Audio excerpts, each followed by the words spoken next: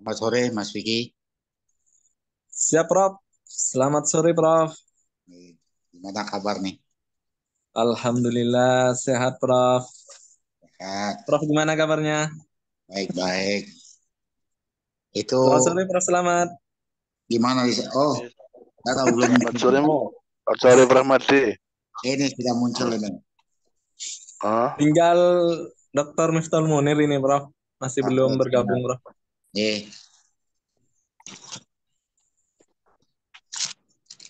Selamat sore, Pak Farid Yusuf. Sehat, Bapak? Mas Fari, Mas Fikri, siap. Salam jumpa. Siap, Mas Fikri. Jelas, suara jelas ya, suara jelas ya, suara. Ya, jelas, Bapak. Tapi kayaknya untuk internet kurang stabil, Bapak. Pak Farid Yusuf.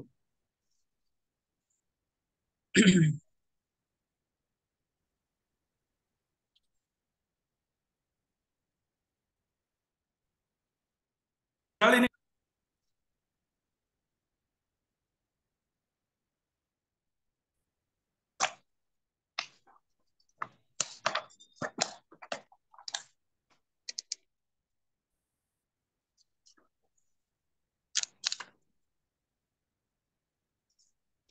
sambil jalan beli, dimulai beli, Prof.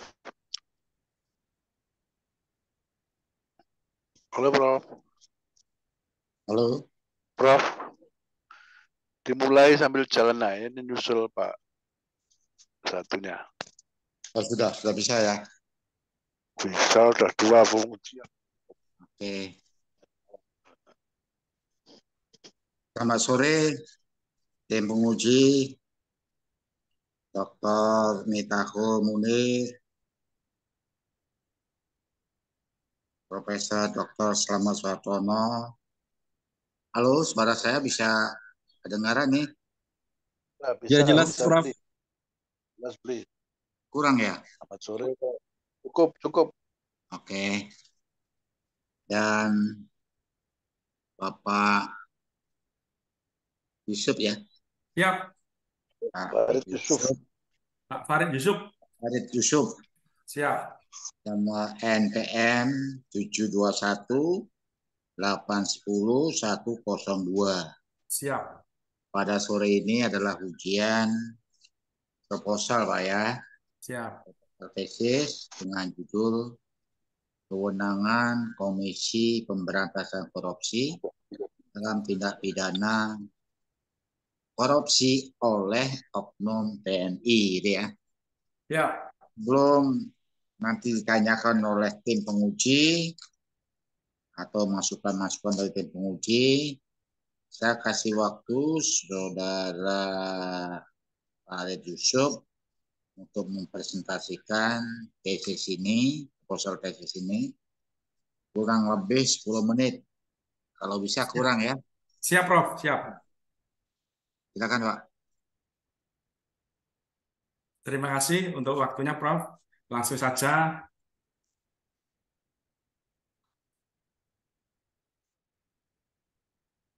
Eh, saya Farid Yusuf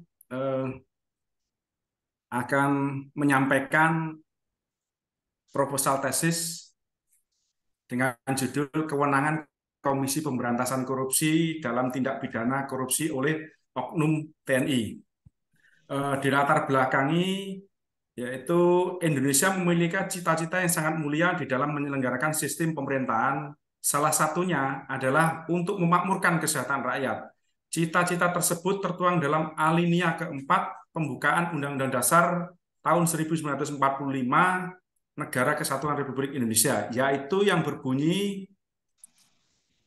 kemudian daripada itu, untuk membentuk suatu pemerintahan negara Indonesia yang melindungi segenap bangsa Indonesia dan seluruh tumpah darah Indonesia, dan untuk memajukan kesejahteraan umum, mencerdaskan kehidupan bangsa, dan ikut melaksanakan ketertiban dunia yang berdasarkan kemerdekaan, perdamaian abadi, dan keadilan sosial. Maka disusunlah kemerdekaan kebangsaan Indonesia di dalam suatu undang-undang dasar negara Indonesia yang terbentuk dalam suatu susunan negara Republik Indonesia yang berkedaulatan rakyat dengan berdasar kepada ketuhanan yang Maha Esa, kemanusiaan yang adil dan beradab, persatuan Indonesia, dan kerakyatan yang dipimpin oleh hikmat kebijaksanaan dalam permusyawaratan perwakilan, serta dengan mewujudkan suatu keadilan sosial bagi seluruh rakyat Indonesia. Demi mencapai cita-cita tersebut, negara Indonesia melakukan upaya di bidang baik di bidang ekonomi, sumber daya manusia, pengelolaan sumber daya alam, dan hukum. Peran hukum mensejahterakan rakyat sangat penting karena negara Indonesia merupakan negara berdasarkan hukum sebagaimana yang tertuang dalam pasal 1 ayat 3 Undang-Undang Dasar 1945. Salah satu cara mengatasi tindak pidana korupsi tersebut, pemerintah Indonesia membentuk suatu lembaga tindak pidana korupsi yang bernama KPK atau Komisi Pemberantasan Korupsi. Adapun pengertian Komisi Pemberantasan Korupsi atau KPK dalam pasal 1 ayat 2 ayat 3 Undang-Undang Nomor 19 tahun 2019 tentang perubahan Undang-Undang Nomor 30 tahun 2002 tentang Komisi Pemberantasan Tindak Pidana Korupsi, yaitu Komisi Pemberantasan Tindak Pidana Korupsi yang selanjutnya disebut Komisi Pemberantasan Korupsi adalah lembaga negara dalam rumpun kekuasaan eksekutif yang melaksanakan tugas pencegahan dan pemberantasan tindak pidana korupsi sesuai dengan undang-undang ini. Komisi Pemberantasan Korupsi dalam menjalankan tugas dan wewenangnya bersifat independen dan bebas dari pengaruh kekuasaan manapun sesuai pasal 3 Undang-Undang Nomor 30 tahun 2002 tentang Komisi Pemberantasan Korupsi. Tujuan dibentuknya KPK adalah untuk meningkatkan daya guna dan hasil guna terhadap upaya pemberantasan tindak pidana korupsi. Saat ini tindak pidana korupsi di Indonesia, para pelakunya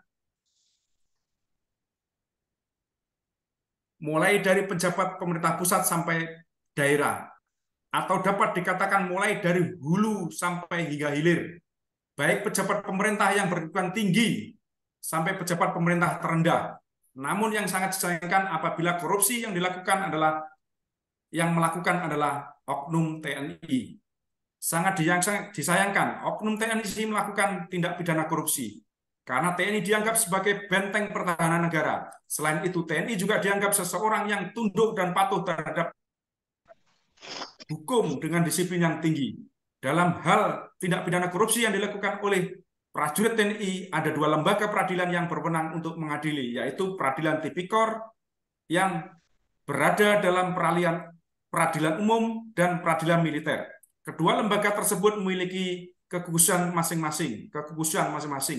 Peradilan militer yang merupakan lembaga peradilan yang secara khusus menangani tindak pidana yang dilakukan oleh prajurit TNI. Dan lembaga peradilan tipikor merupakan lembaga peradilan yang secara khusus menangani kasus korupsi. Penanganan korupsi yang dilakukan oleh oknum TNI ditangani oleh peradilan militer. Akan tetapi penanganan kasus korupsi yang dilakukan oleh oknum TNI bersama-sama dengan masyarakat sipil ditangani melalui sidang koneksitas. Sidang koneksitas diatur dalam Undang-Undang Nomor 8 tahun 1981 tentang hukum acara pidana atau KUHAP.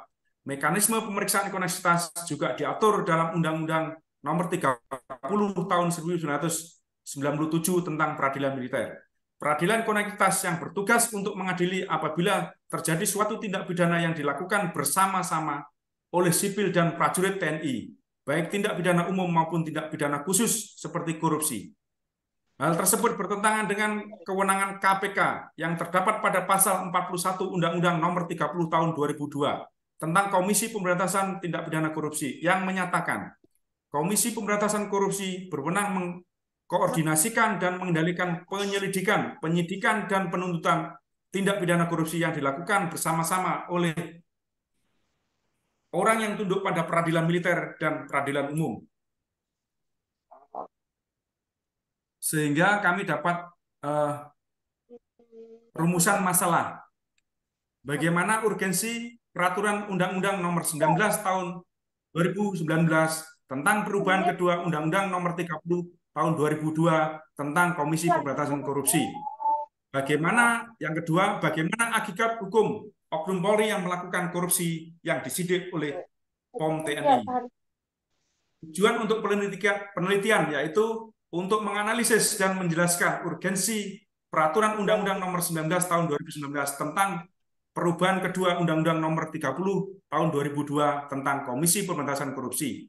Yang kedua, untuk menganalisa dan menjelaskan bagaimana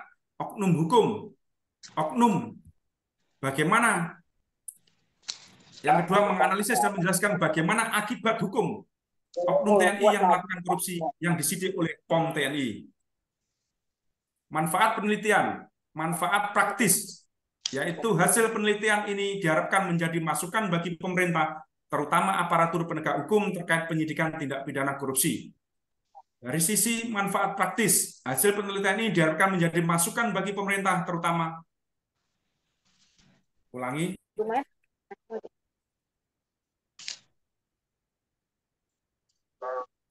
untuk manfaat praktis, kami ulangi, mohon izin, Bro.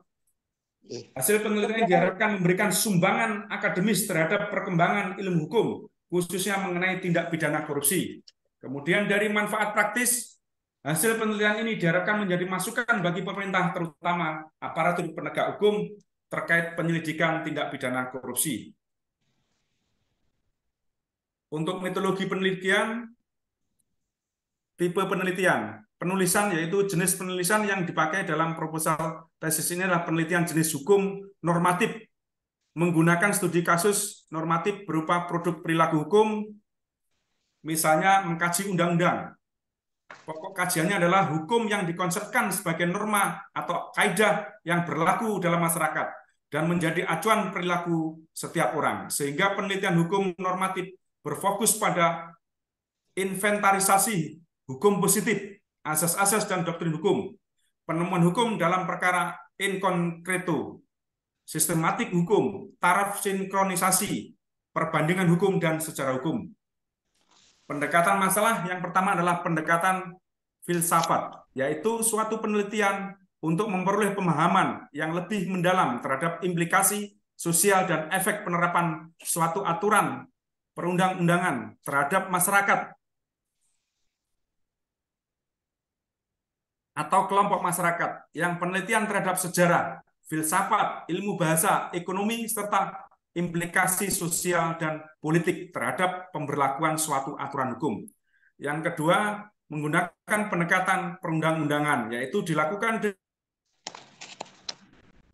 dengan penelaah semua undang-undang dan regulasi yang bersangkut paut dengan isu hukum yang sedang ditangani. Pendekatan undang-undang ini akan membuka kesempatan bagi untuk mempelajari adalah konsistensi dan kesesuaian antara suatu undang-undang dengan undang-undang lainnya, atau antara undang-undang dengan undang-undang dasar, atau antara regulasi dan undang-undang.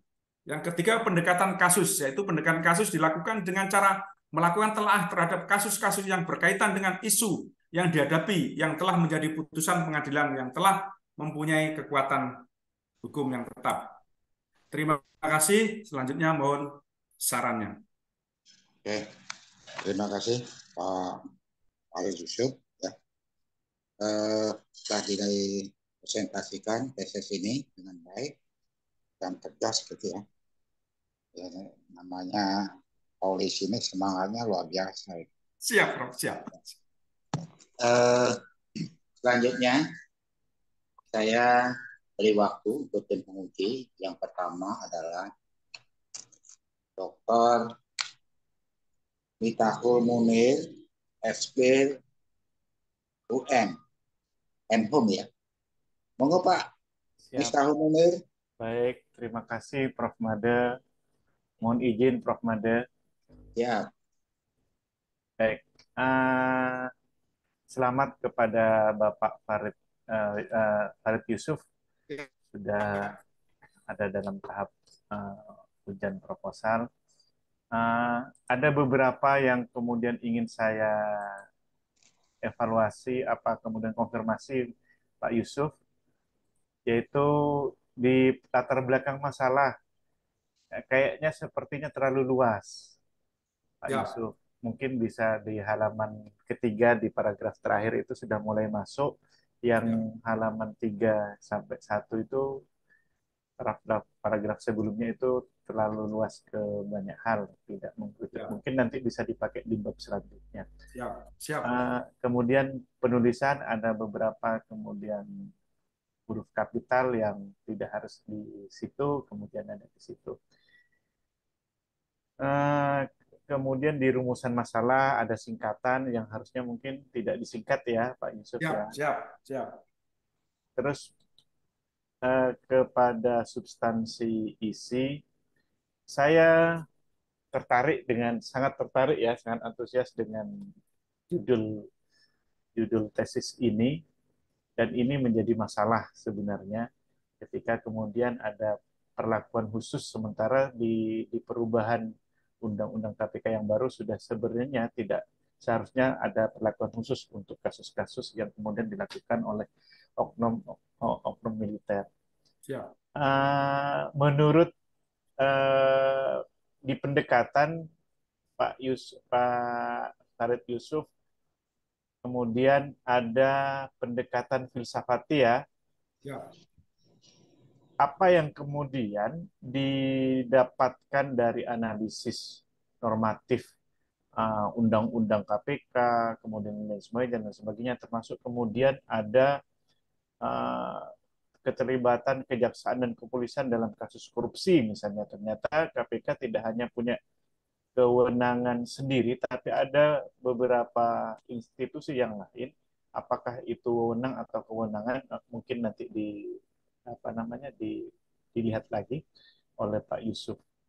Pak Yusuf, apa yang didapatkan dari analisis normatifnya secara filsafati? Boleh ditanggapi, Pak Farid? Sementara itu dulu. Ya kan, maksud.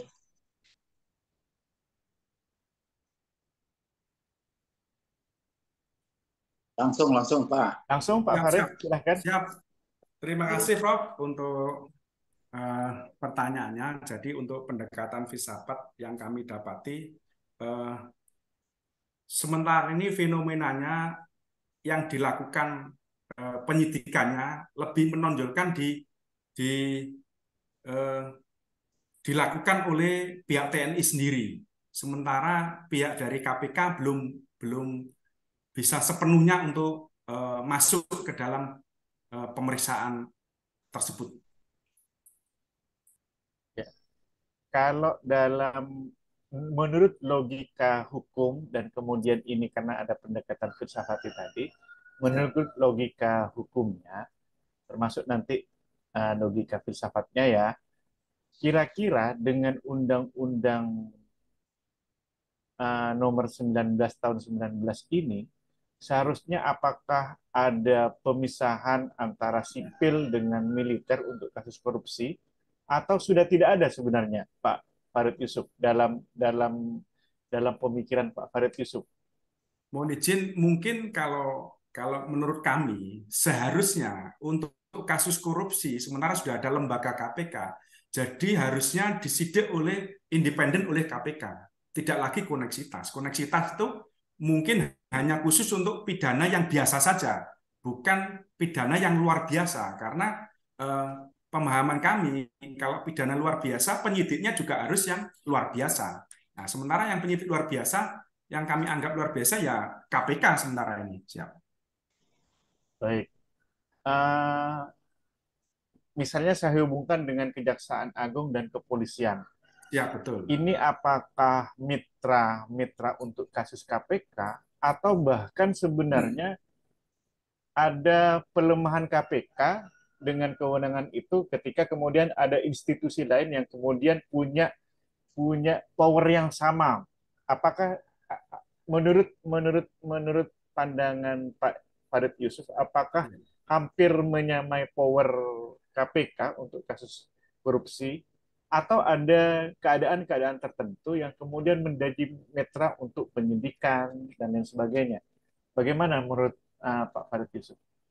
Kalau menurut kami, mungkin sementara ini KPK itu ditempati oleh dari pegawai Polri, kemudian pegawai kejaksaan, dan juga dari independen. Mungkin perlu ditambahkan lagi dari TNI yang bisa dari TNI itu bisa masuk ke KPK sebagai pegawai di KPK, diperbantukan seperti Polri dan Kejaksaan yang diperbantukan di KPK seperti itu, sehingga nanti penyidikannya tetap di KPK, bukan di peradilan militer. Mohon izin. Baik. Siap. Di rumusan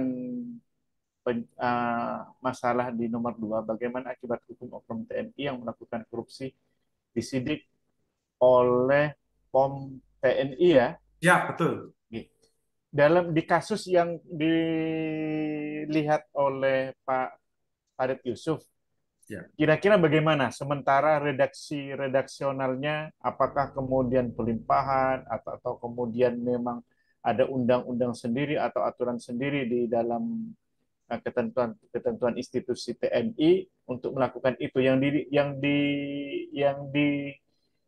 dilihat dalam kasus itu oleh Pak Farid bagaimana? Kalau kami lihat selama ini ketika korupsi dilakukan oleh oknum TNI, disidik sendiri oleh TNI, yaitu POM TNI. TNI punya undang-undang sendiri untuk melakukan itu. Nah, sementara sekarang ini sudah berubah zamannya, sehingga sudah berkembang aturannya, sehingga perlu juga berkembang juga dalam penanganannya. Maksud kami berkembang itu ketika oknum TNI yang melakukan korupsi ya tidak disidik oleh POM TNI sendiri. Seharusnya yang nyidik ya KPK. Jadi semua korupsi, terutama yang kerugiannya besar, sebaiknya disidik oleh KPK. Baik.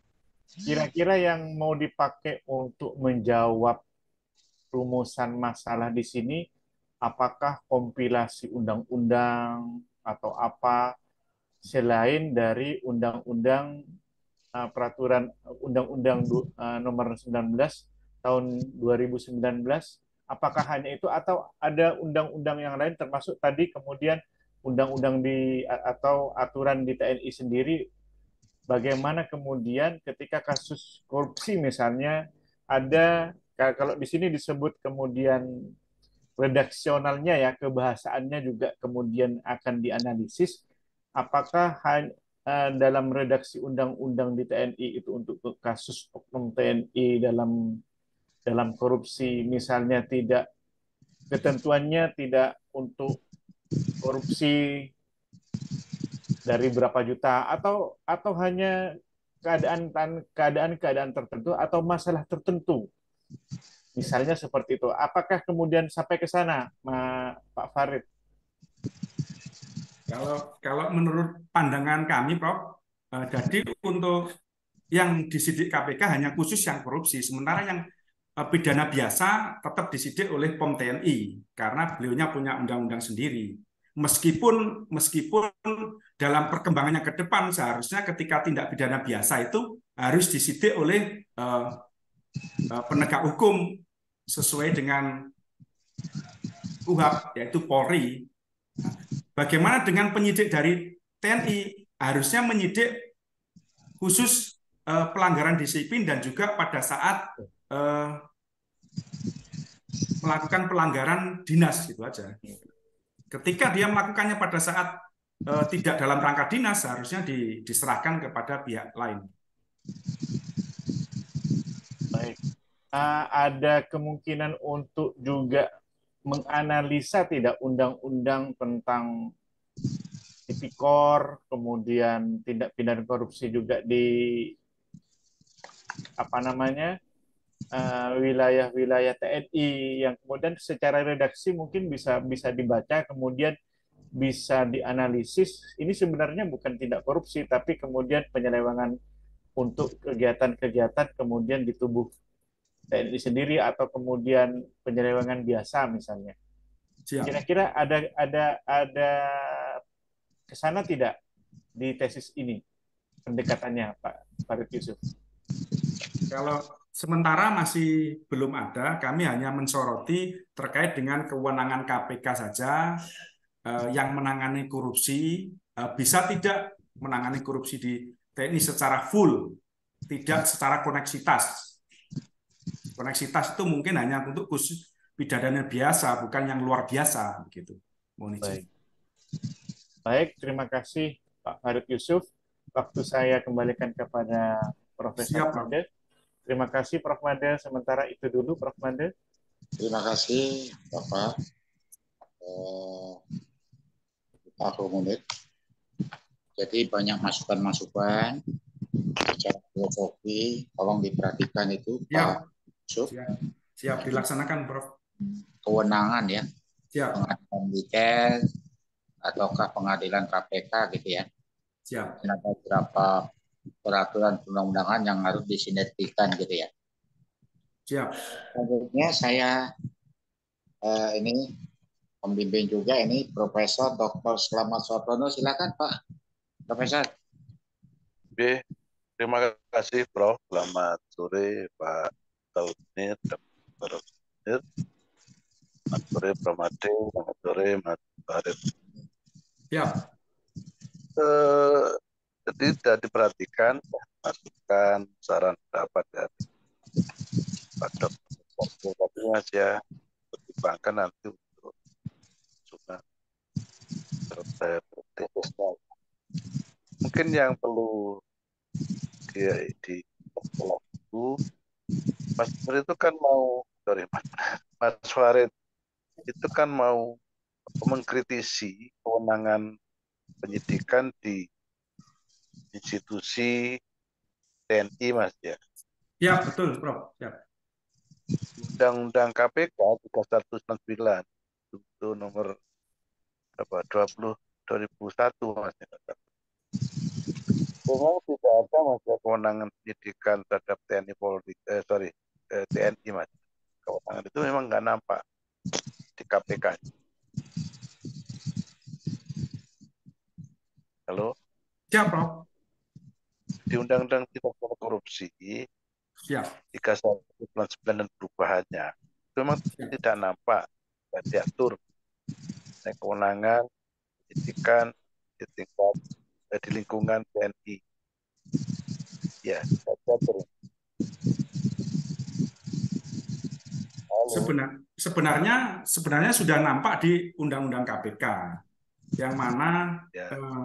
Disebutkan KPK berwenang mengkoordinasikan dan mengendalikan penyelidikan, penyidikan, dan penuntutan tindak pidana korupsi yang dilakukan bersama-sama oleh orang yang tunduk pada peradilan militer dan peradilan umum. Namun kenyataannya dalam prakteknya itu penyidikannya koneksitas gabungan. Nah, mungkin alangkah lebih baiknya seperti Polri dan Kejaksaan. Jadi ada SDM dari TNI diperbantukan ke KPK, begitu, khusus untuk menyidik ke KPK nanti. Gitu.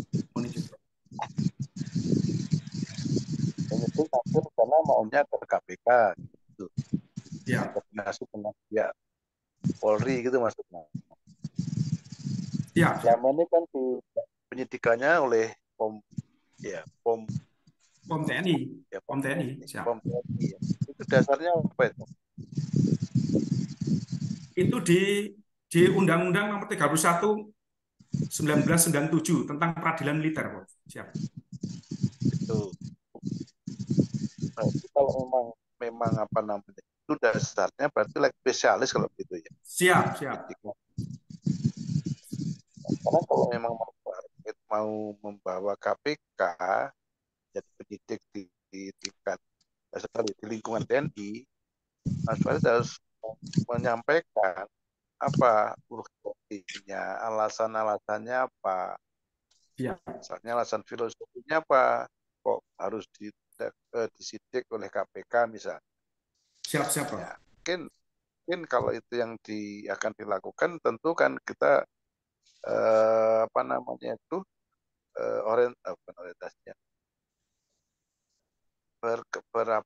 beranggapan bahwa kan sama-sama tindak pidana korupsi.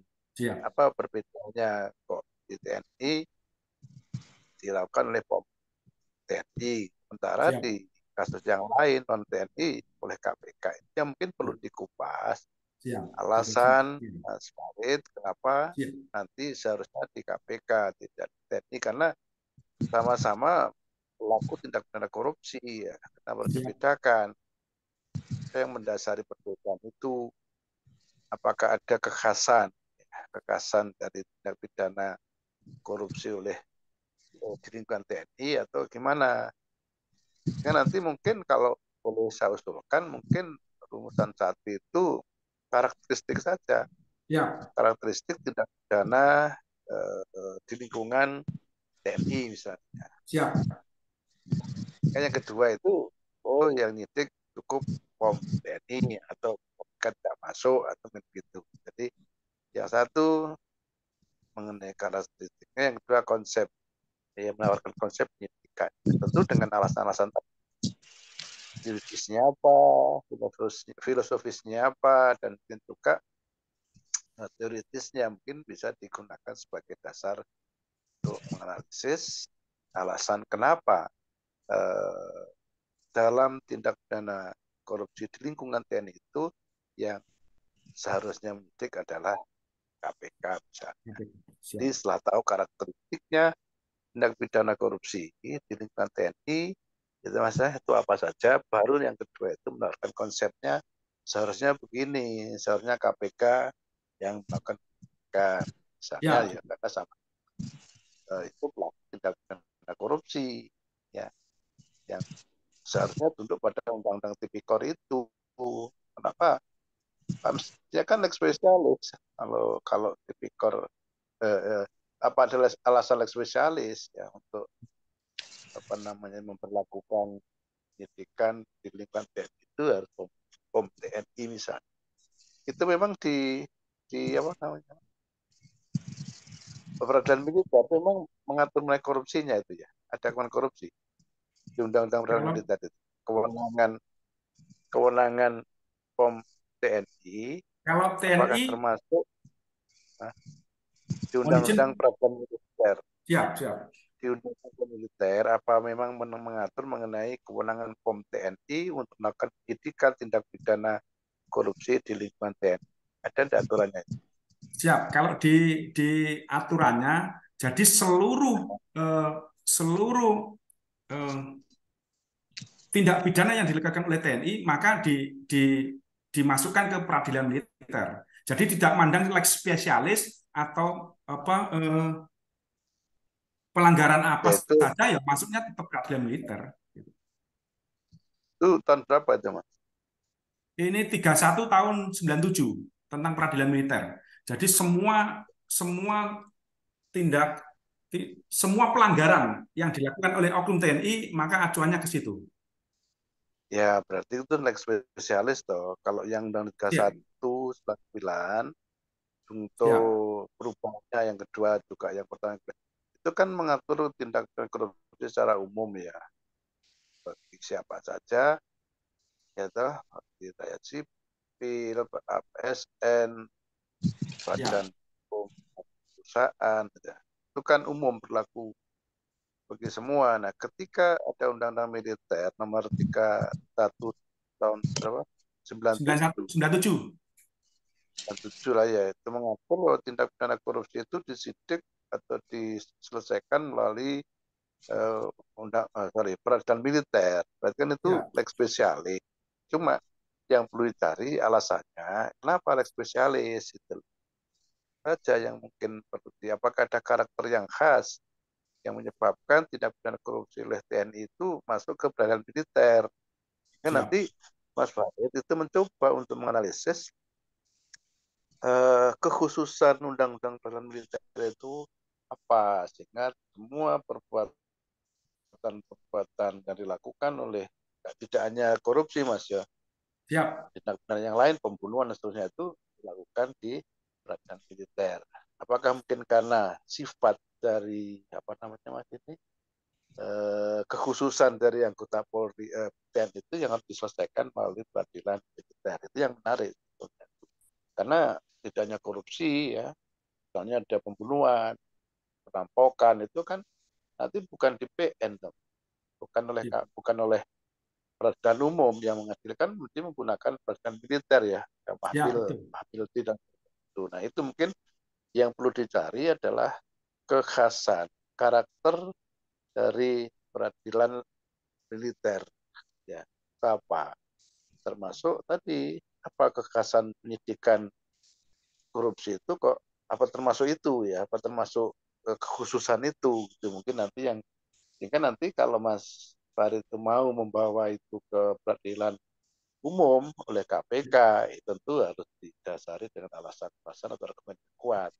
Ya, siap. Saya rasa kalau itu dasar pemikirannya adalah karena itu merupakan peradilan khusus dan diperuntukkan bagi anggota TNI, ya mungkin itu cukup kuat untuk membantah harapan Mas Farid, Ya, yaitu memasukkan tindak pidana di lingkungan TNI itu ke wewenang KPK.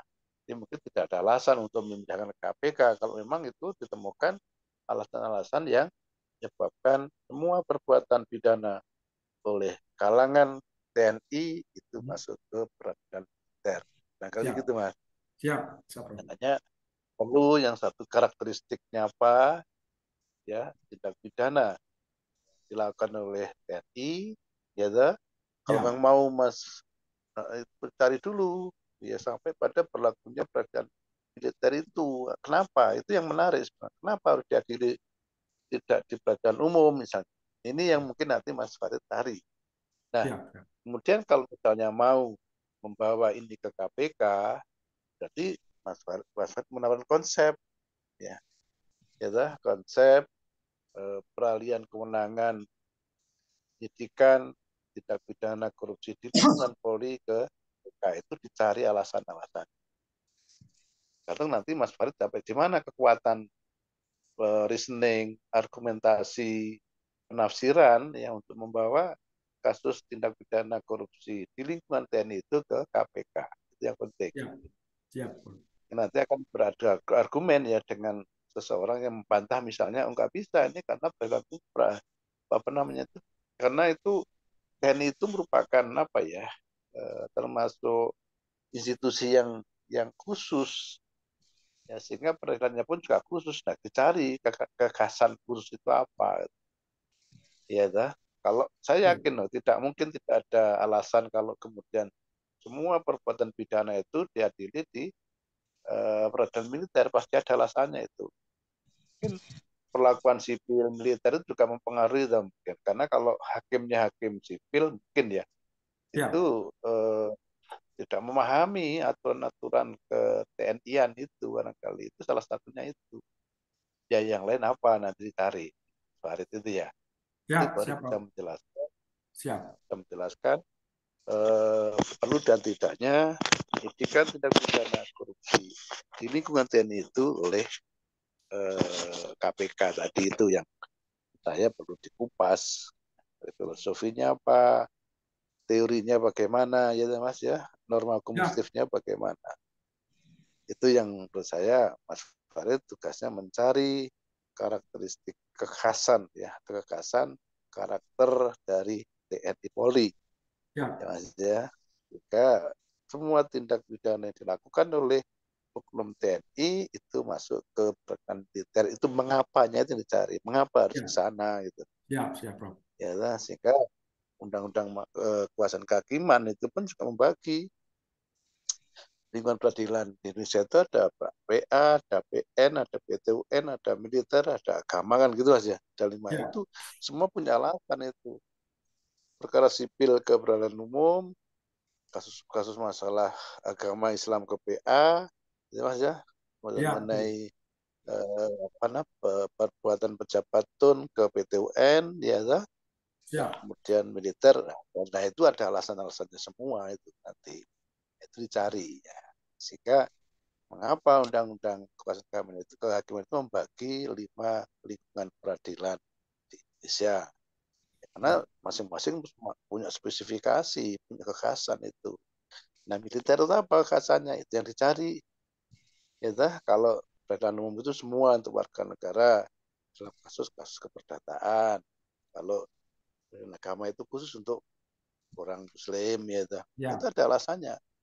Kalau PTUN itu untuk pejabat tata usaha negara ya, yang sewenang-wenang atau penyalahgunaan kewenangan. Ini semua ada alasannya kenapa masuk ke 5 peradilan yang beda. Itu yang masih dicari ya. Ya, siap. Itu karakteristik itu rumusan 1. Nah, rumusan keduanya bagaimana? Misalnya Mas Farid tetap ingin memasukkan itu ke KPK, nanti juga pelajari undang-undang KPK itu ya, kewenangan KPK di mana itu tadi ya. Dan kalau membawa ke KPK, tentu harus ada alasan tadi, filosofis, juridis, memungkinkan tidak asal juridis, ya tak? Apa alasan filosofisnya? Apa nggak cukup dengan di POM TNI misalnya? Nah, ini apa nggak cukup di badan militer misalnya, ya tak? Kan tidak berarti kemudian ini sama-sama oknum yang mengadili internal, maka nggak objektif misalnya. Apa itu kan tidak juga. Ya. Siap. Itu barangkali Mas ya. Siap, Prof. Saya Siap. itu. Terima kasih Mas.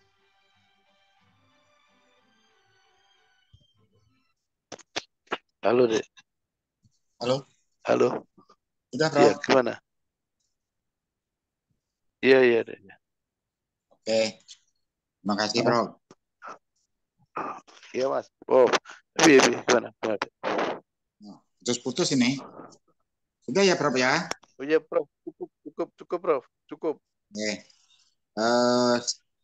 Terima kasih Prof. Jadi dari Dr. Miftahul Munir, juga dari Profesor Slamet Sartono, memang permasalahan ini mungkin yang ditampilkan ini nanti perlu di-recheck kembali, dan juga kepada Pak Yusuf ya, tolong dicari undang-undang yang berkaitan dengan peradilan militer, peradilan umum, termasuk KPK ya. Ya. Dengan membaca itu nanti akan terlihat apakah benar ataukah menjadi kewenangan militer atau umum atau KPK. Walaupun tadi katakan oleh Pak Yusuf, pasal 41 Pak ya. Siap. Nah, itu menjadi kewenangan KPK adalah peradilan militer dan peradilan umum gitu ya. Itu kan secara sepintas gitu ya. Ya. Jadi, apa yang dikatakan oleh Prof. Slamet bisa-bisa ini masalah umum. Nanti spesialisnya ada di peradilan militer. Kita lihat itu semua. Ya, kita lihat semua sehingga baik secara yuridis, secara filosofis, ataukah yuridis, filosofis, sosiologis juga, sehingga Pak Yusuf bisa menawarkan untuk konsep dengan alasan-alasan yang kuat dulu. Ya, ternyata peradilan militer ini seharusnya harus ke KPK gitu, khususnya bidang tindak pidana korupsi. Kan tidak bisa langsung begitu saja. Tapi ada jabaran-jabaran, alasan-alasan yang kuat gitu tadi Pak Slamet katakan ya. Dan juga kalau memang tidak bisa, gendala-gendalanya itu apa, masalahnya apa, dan sebagainya. Saya tadi tertarik bahwa dalam KPK itu kan organisasinya gitu, ada kepolisian, kejaksaan, dan lain sebagainya itu. Kenapa tidak ada militer? TNI ya, katakan begitu. Tidak. Nah ini ditelusuri, ditelaah kembali. Nah, sehingga konsep Bapak yang tawarkan itu lebih sempurna gitu ya. Lebih sempurna gitu. Ini kan masalahnya ada dua. Kalau saya baca masalahnya ini, bagaimana urgensinya, itu oke lah. Mungkin kita pahami maksud dan tujuannya itu ya, urgensi pentingnya gitu ya. Siap. Kemudian kalau penting, jangan langsung akibat hukum oknum, langsung aja konsep sederhana konsep. Nah dalam jabarannya mungkin terkait juga pertanggungjawaban dan sebagainya. Ya. Rasa itu, dan kemudian masalah ini saya baca juga masalah ininya masih kurang Pak. Tidak apa, karena ini bagaimanapun sudah ada sesuatu kemajuan luar biasa. Terima kasih Pak. Ini saya lihat juga sumber bahan hukumnya itu loh Pak. Tadi saya Siap. lihat itu. Siap. Sumber bahan hukum. Kalau saya lihat di sini pada halaman 27 Pak. Ya. Nah, halaman 27 itu Bapak menyebutkan Undang-Undang Nomor 6 Tahun 2014 tentang desa. Ada hubungan enggak? Siap, Prof. Siap. Kemudian ada Undang-Undang 23 Tahun 2014 tentang otonomi daerah dan sebagainya. Kalau yang tidak ada hubungan, nggak usah. Ya. Ya, Pak ya? Siap. Mungkin Bapak yang harus dimunculkan sana adalah Undang-Undang 30 tahun 1997 tentang KPK misalnya ya. Siap. Terus Undang-Undang 31 97 tentang peradilan militer, peradilan umum dan sebagainya sehingga nyambung gitu dengan judulnya Pak. Siap, Prof. Siap. Ya. Jadi Siap. yang tidak ada hubungan di cancel aja. Siap. Kita diskusikan lagi ya. Siap. Ini ada peraturan pemerintah 43 tahun 2014 tentang peraturan pelaksanaan undang-undang nomor 6 tahun 2000 tentang desa. Nggak ada Siap. hubungan itu. Ya Pak Siap. ya. Siap, Jadi Prof.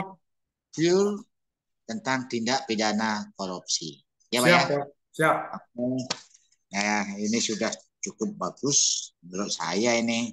Siap. Nanti kita musyawarah dulu dengan tim. Ini Siap. ada Tahul Munir, ada Profesor Dr. Slamet Sartono dan sebagainya. Siap. Begitu saya cukup saya rasa saya kembalikan pada operator ini. Iya, Prof. Made dengan saya Evi, Prof. Monggo. Oh, monggo Mbak. Saya, Prof. Ya.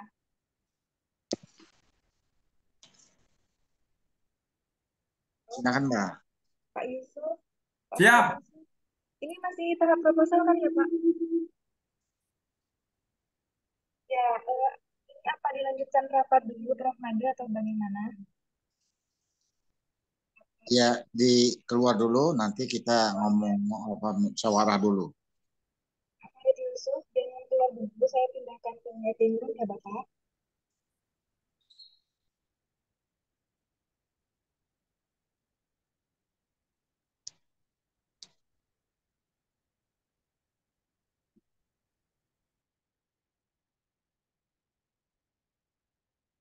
Oke. Selamat sore Pak Mitahul Munir. Dr. Mitahul Munir, selamat sore. Halo. Suaranya. Selamat sore, Prof. Iya, maaf lupa. Takutnya lewat Zoom ini suaranya terdengar apa enggak? Iya, maaf, Prof. Selamat sore, Prof. Profesor sama Suartono. Nah, tadi kita sudah dengarkan bersama. Nah, kira-kira gimana nih? Silakan Pak Mitahul Munir. Ya, siap. Terima kasih, Prof. Made. Kalau saya bagus ini, Prof. Tema yang diangkat sangat bagus, kemudian sangat kita perlukan ke depannya ini, Prof.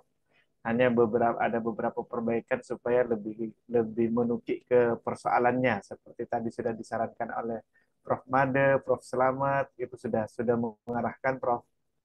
Saya pikir itu sudah sangat baik untuk progres ke depan dari tesis ini dan layak untuk dilanjutkan.